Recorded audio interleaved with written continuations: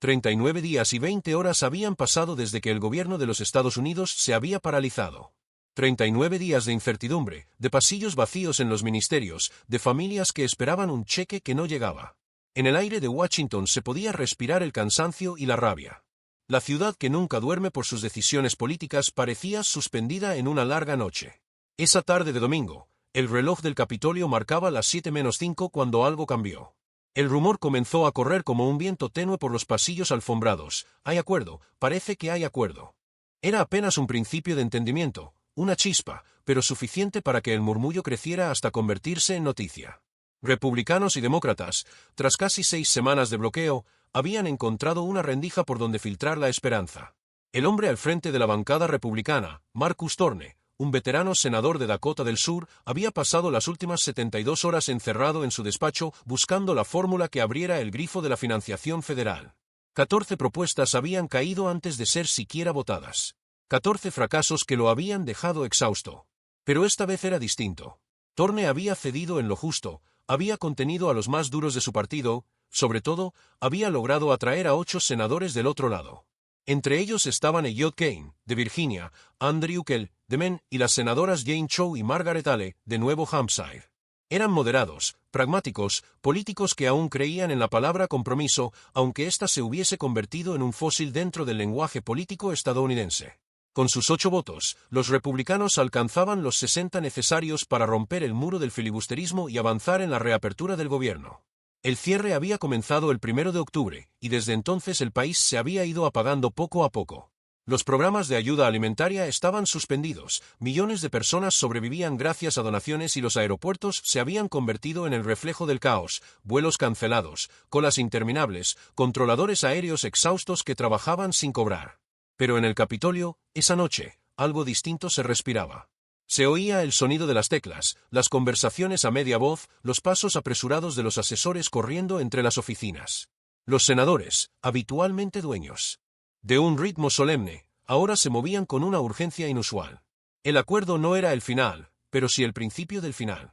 Aún quedaban 3 votaciones extraordinarias por delante, un proceso que normalmente se habría aplazado hasta el lunes, pero el país no podía esperar más. En los cafés cercanos al Capitolio, periodistas y funcionarios se agrupaban frente a las pantallas, siguiendo cada movimiento en el hemiciclo. El acuerdo garantizaba financiación hasta el 30 de enero, apenas un respiro. A cambio, los demócratas habían conseguido incluir una cláusula que ordenaba la readmisión de los empleados federales despedidos durante el cierre y la garantía de que no habría nuevos recortes hasta el año siguiente. También se aseguraba el pago retroactivo de los salarios atrasados. Miles de familias podrían, al fin, mirar sus cuentas sin miedo. Aún así, los republicanos no habían cedido del todo. Fuera del pacto quedaba una de las grandes demandas del partido rival, la prórroga de los subsidios sanitarios creados durante la pandemia bajo la ley conocida como CARE Act, el equivalente al antiguo Obamacare. Los demócratas habían luchado por mantenerlos un año más, los republicanos ofrecían solo la promesa de una votación independiente sobre el tema. Una promesa que, todos sabían, tenía pocas probabilidades de prosperar. El presidente Daniel Trask, fiel a su estilo combativo, había pasado el fin de semana lanzando mensajes desde su red social, Liberty, en los que proponía que el dinero del programa sanitario se entregara directamente a los ciudadanos para evitar a las aseguradoras chupópteras, según sus propias palabras. También había presionado a sus senadores para eliminar el filibusterismo, el viejo mecanismo que protegía el debate minoritario en el Senado. Pero al final, no hizo falta. Desde su oficina, el líder de la minoría demócrata, Charles Same, observaba el tablero con frustración. El viernes había presentado su propia propuesta, pidiendo una reapertura inmediata del gobierno a cambio de un aplazamiento del programa sanitario por un año, lo suficiente para negociar con calma. Thorne no había respondido entonces, pero esa noche, su silencio se convirtió en victoria. Same subió al estrado del Senado poco antes del voto final, con voz grave, declaró: «No apoyaremos una propuesta insuficiente. El pueblo estadounidense ¿sabe quién está causando este trauma en nuestro sistema de salud? El presidente Trask y su partido». Su discurso quedó grabado en las cámaras, destinado a los noticieros de la noche. Pero en el fondo, hasta él sabía que el cierre no podía prolongarse más. El país estaba cansado, y los senadores también. Poco después, en una conferencia de prensa improvisada, los 8 senadores que habían roto filas se presentaron ante los medios. Elliott Kaine habló primero, con el rostro cansado pero decidido. «Este acuerdo no es perfecto, pero es el único posible. El pueblo estadounidense ha sufrido demasiado. Las cámaras captaron la tensión en sus rostros. Sabían que serían acusados de traición por su propio partido. Pero también sabían que el país los necesitaba. Mientras tanto, en la Casa Blanca, Trask seguía cada voto desde la sala Roosevelt. Su expresión era indescifrable. Había ganado una batalla, pero no la guerra. El cierre terminaría, sí, pero a un precio político alto. Al otro lado del país, en los hogares de los 750.000 funcionarios suspendidos, las noticias llegaban con una mezcla de alivio y escepticismo. Muchos seguían sin saber cuándo volverían a cobrar. Otros, como los controladores aéreos, estaban obligados a trabajar sin recibir un solo dólar. El domingo se habían cancelado más de 1.600 vuelos, y la paciencia se agotaba. En los aeropuertos, los pasillos se llenaban de pasajeros furiosos y empleados resignados. En los parques nacionales, los carteles de cerrado por falta de fondos colgaban de las verjas oxidadas. Museos y monumentos permanecían en silencio, con el eco de las pisadas de los pocos guardias que aún patrullaban. Y en el Capitolio, mientras la noche caía sobre el mármol blanco del edificio, Marcus Thorne levantaba la vista hacia el reloj del hemiciclo. Las agujas marcaban las 9:20 cuando la última votación concluyó. El acuerdo estaba sellado. No era una victoria gloriosa, pero sí una rendija de luz tras 40 días de oscuridad. Los funcionarios volverían pronto a sus puestos. Los aeropuertos retomarían su ritmo. Los noticiarios hablarían del fin del cierre, aunque todos supieran que, en realidad, solo se había ganado tiempo. Porque el 30 de enero estaba más cerca de lo que parecía, y bajo la calma aparente del Capitolio, se gestaban ya nuevas tormentas. La noche del domingo dejó una sensación extraña en el aire del Capitolio. No era una victoria ni una derrota. Era una tregua. Una pausa frágil sostenida por un voto incierto y por un país que respiraba con cautela. Afuera, las luces del edificio brillaban sobre una ciudad semivacía. Dentro, los senadores abandonaban lentamente el hemiciclo, algunos satisfechos, otros furiosos. Marcus Thorne, el líder republicano, caminaba por el pasillo central rodeado de asesores que hablaban a la vez. Su rostro, de piedra, no mostraba emoción alguna. Solo cuando cruzó la puerta de su despacho y se quedó a solas, exhaló profundamente. Había logrado lo que pocos creían posible, romper la resistencia demócrata y salvar la maquinaria del gobierno. Pero sabía que esa victoria traía consigo un precio que aún no había terminado de pagar. A la mañana siguiente, el acuerdo debía viajar a la Cámara de Representantes. Allí el ambiente era distinto, más ruidoso, más imprevisible. Los republicanos controlaban la mayoría, pero su disciplina interna era un campo minado. En los pasillos, los representantes más radicales se preparaban para denunciar el pacto como una rendición. En la oficina oval, el presidente Daniel Trask observaba el amanecer con una taza de café en la mano. Sus asesores lo rodeaban, esperando una orden, una declaración, una señal. No pienso celebrar nada, dijo al fin, con voz áspera. No es una victoria, es una concesión. Trask era un hombre que se alimentaba del conflicto.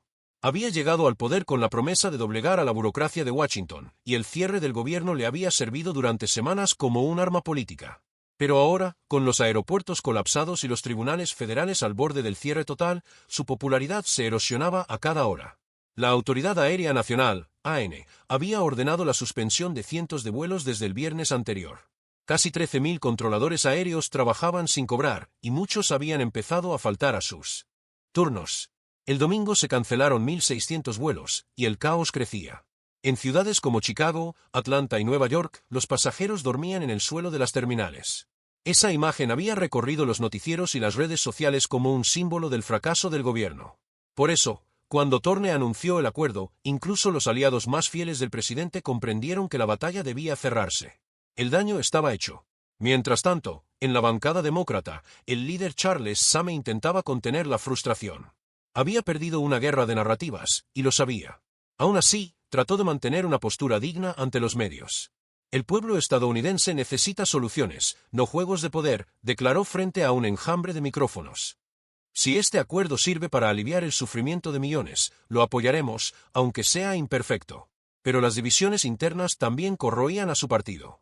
Los 8 senadores que habían votado junto a los republicanos se enfrentaban ya a una ola de críticas. En los estados del noreste, algunos sectores liberales los acusaban de traidores. Nos vendieron por un plato de sopa, escribió un analista en el New York Tribune. Sin embargo, la opinión pública comenzaba a cambiar. Las encuestas mostraban que más del 60% de los estadounidenses querían el fin inmediato del cierre, sin importar quién cediera primero. En la Cámara de Representantes, la presidenta Rachel Donovan, una republicana de línea dura pero pragmática, sabía que debía actuar rápido. Convocó una sesión extraordinaria para la tarde del lunes. El ambiente era tenso. Los pasillos del Congreso hervían de periodistas, asesores y manifestantes. Afuera, en la explanada del National Mall, centenares de funcionarios despedidos se habían congregado con pancartas que decían «Queremos trabajar y no somos fichas políticas». Donovan subió al estrado y habló con voz firme. El pueblo americano ha esperado demasiado. Hoy votaremos por el fin del cierre. No es un triunfo de un partido sobre otro, es una obligación con el país. A su alrededor, los murmullos crecieron. Los representantes republicanos más conservadores, encabezados por el texano Royce Harlan, se negaban a apoyar el acuerdo. Harlan, un orador vehemente, se levantó y gritó desde su asiento. Esto es rendirse ante la izquierda. Estamos pagando el precio de la debilidad. Los abucheos y aplausos se mezclaron en un caos de voces. La sesión se prolongó durante horas. En un rincón, Donovan mantenía la calma, anotando cada intervención, cada voto posible. Sabía que el resultado sería ajustado, pero también que no había margen para el error. En paralelo, las noticias del día mostraban los estragos del cierre. Los parques nacionales estaban cubiertos de basura. Los museos cerrados. En las reservas indígenas del suroeste, los hospitales administrados por el gobierno federal se habían quedado sin suministros. Y en los barrios más pobres de las grandes ciudades, las tarjetas de alimentación del programa SNAP ya no funcionaban. Una madre en Baltimore lloraba frente a una cámara de televisión, mostrando la notificación que le negaba el beneficio que alimentaba a sus 3 hijos. Esa imagen se convirtió en el emblema del drama humano del cierre. Cuando el reloj del Congreso marcó las 6 de la tarde, el voto comenzó. Uno a uno, los nombres fueron llamados. Las pantallas mostraban el conteo en tiempo real. La tensión era casi física. Los representantes hablaban en voz baja, algunos rezaban. Desde su despacho, Thorne observaba el proceso junto a su asesor más cercano. No hablaba. Solo miraba el tablero electrónico mientras las luces rojas y verdes se alternaban. A su lado, una televisión transmitía la reacción de los mercados. El índice Dow Jones subía lentamente, como si la economía misma contuviera la respiración. En la Casa Blanca, Trask también seguía el voto, aunque con otro ánimo. Había ordenado a su portavoz que no hiciera declaraciones. En privado, sin embargo, mascullaba su enojo. «Esto no es el final», dijo en voz baja. «Voy a hacerles pagar cada voto de este acuerdo». El conteo final llegó a las 7:43. El tablero se iluminó en verde. Por una diferencia de 9 votos, la Cámara de Representantes aprobó la medida para reabrir el gobierno. Un aplauso estalló en el recinto, aunque fue más de alivio que de celebración. Rachel Donovan golpeó el mazo y pronunció las palabras que millones esperaban escuchar. Queda aprobado el proyecto de ley de financiación temporal del gobierno de los Estados Unidos. Afuera, los manifestantes comenzaron a gritar de alegría. En los barrios, las familias encendieron los televisores y respiraron hondo. El cierre más largo de la historia llegaba a su fin. Pero mientras las cámaras mostraban las sonrisas y los apretones de mano, detrás de esa fachada se gestaba una tormenta política. El presidente aún debía firmar el acuerdo, y nadie en Washington sabía si lo haría sin condiciones. Esa misma noche, en su residencia, Daniel Trask recibió el documento. Lo dejó sobre su escritorio y se quedó mirando la pluma estilográfica que lo acompañaba. Era el símbolo del poder y también de la rendición. Durante varios minutos no se movió. Afuera, el viento golpeaba los ventanales, y en la televisión, los comentaristas debatían su próximo paso. Finalmente, Trask tomó la pluma, la giró entre sus dedos y dijo, «Mañana decidiré». Esa frase bastó para congelar otra vez la esperanza de todo un país. La madrugada del lunes se extendía fría sobre Washington.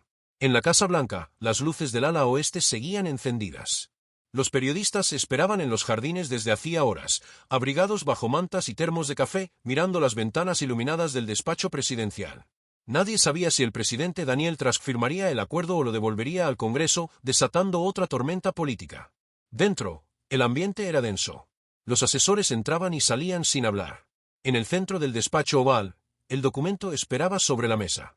El reloj marcaba las 2 de la mañana. Trask, de pie frente a la ventana, observaba el reflejo de su propia silueta en el cristal. Había sido una jornada larga, el tipo de día que decide el destino de un líder.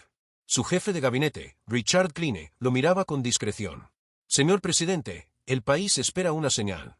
Los mercados abren en 5 horas». Trask no respondió. Solo giró lentamente la cabeza. «¿Y qué quieren que diga? ¿Que cedí? ¿Que el Senado me torció el brazo?» Kline suspiró. A veces, señor, ceder no es perder. Es sobrevivir. El presidente sonrió con ironía, pero no replicó. Caminó hacia la mesa, se sentó y observó el texto una vez más. En la portada, las palabras eran simples: Ley de Financiación Temporal de la Administración Federal. Una frase burocrática para ocultar una crisis monumental. A las 3 en punto, Daniel transfirmó. El sonido seco de la pluma sobre el papel fue lo único que rompió el silencio. Luego, dejó el bolígrafo sobre la mesa y dijo en voz baja: reabran el gobierno. A las 3:15 de la madrugada, la Casa Blanca emitió un comunicado de 3 líneas. El presidente de los Estados Unidos ha firmado la Ley de Financiación Temporal. La administración retomará sus funciones de inmediato. La noticia se propagó en segundos. En los canales de televisión, los presentadores interrumpieron la programación para anunciar el fin del cierre. En los aeropuertos, los empleados aplaudieron. En los hogares, la gente respiró con alivio. Pero bajo ese alivio había cansancio. 40 días de incertidumbre habían dejado huellas. 13 millones de familias afectadas, 750.000 funcionarios sin sueldo, miles de vuelos cancelados, y una nación entera enfrentada en una guerra política que nadie ganó del todo. Al amanecer, los empleados federales comenzaron a regresar a sus oficinas. Los pasillos, vacíos durante semanas, se llenaron de nuevo con el murmullo del trabajo. En los parques nacionales, los guardaparques retiraban los carteles de cerrado por falta de fondos. Los museos abrían sus puertas, y los turistas volvían a llenar los pasillos. Washington despertaba de un letargo forzado. Sin embargo, en el fondo, todos sabían que el acuerdo era solo un parche. La financiación aprobada vencía el 30 de enero, y si los partidos no alcanzaban un nuevo pacto, el país podría volver al abismo. En el Capitolio, Marcus Thorne fue recibido como un hombre que había cumplido con su deber, pero no como un héroe. Entre los suyos, algunos lo miraban con respeto, otros, con recelo. Había salvado al gobierno, sí, pero también había roto con la línea más dura del partido. Sabía que lo esperarían en la próxima batalla. Mientras tanto, el líder demócrata Charles Same daba una rueda de prensa. Sus palabras eran medidas, pero el mensaje estaba claro: el cierre ha terminado, pero la crisis moral de este gobierno continúa. No se puede gobernar a base de chantajes. A su lado, los 8 senadores que habían votado con los republicanos guardaban silencio. Sabían que serían el blanco de la ira de sus bases, pero también sabían que habían hecho lo correcto. En sus estados, los trabajadores federales los recibían con gratitud.